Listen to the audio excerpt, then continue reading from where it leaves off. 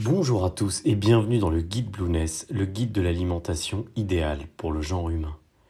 Aujourd'hui, nous allons nous intéresser à la vitamine B1. C'est une vitamine hydrosoluble. Elle est donc soluble dans l'eau. Mais l'homme ne peut pas la synthétiser. Elle est également appelée thiamine. Elle est apportée par l'alimentation et est transformée dans le foie en TPP, qui est la forme active de la vitamine B1.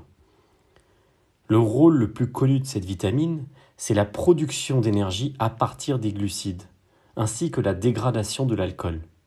Mais cette molécule revêt d'autres avantages, parmi lesquels elle semblerait efficace pour contrer la hausse du mauvais cholestérol et des triglycérides, permettant ainsi de lutter contre le diabète.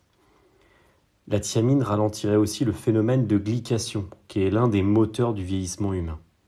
Elle permettrait également de prévenir et traiter l'intoxication au plomb. Elle améliorerait la survie face au sida, améliorerait l'insuffisance cardiaque et régulerait l'humeur et permettrait ainsi un meilleur accès à la mémoire et en règle générale au bon fonctionnement du cerveau. Presque tous les aliments contiennent de la vitamine B1. La viande de porc, les fruits secs à coque comme les noix, les pistaches, les abats, les aliments céréaliers complets. Vous retrouverez d'ailleurs la liste de tous les ingrédients riches en vitamine B1 directement sur le site Blueness. Tout comme les autres vitamines hydrosolubles, la vitamine B1 s'échappe dans les eaux de cuisson, d'où l'intérêt de la cuisson à la vapeur et le fait de cuire les aliments le temps nécessaire et pas plus. En termes d'apport, selon les organismes officiels, le dosage recommandé après l'adolescence en vitamine B1 oscille entre 1,2 et 1,5 mg par jour. Toutefois, certains nutritionnistes alternatifs recommandent d'élever le dosage à au moins 2,4 mg par jour chez l'adulte. D'ailleurs, les sites de santé officiels suggèrent de majorer l'apport conseillé, qui est de base de 1,2 à 1,5 mg par jour. Il conseille donc de le majorer de 0,5 à 1,5 mg par jour, notamment pour les sportifs. De toute façon, le delta ne sera pas contre-productif ni nocif pour l'organisme. Il sait très bien éliminer un surdosage par les urines de vitamine B1.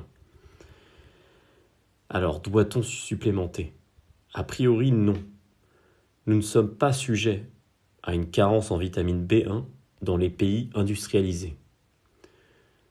En effet, cette carence n'a lieu que dans les pays pauvres où sévissent la mal- et la sous-nutrition.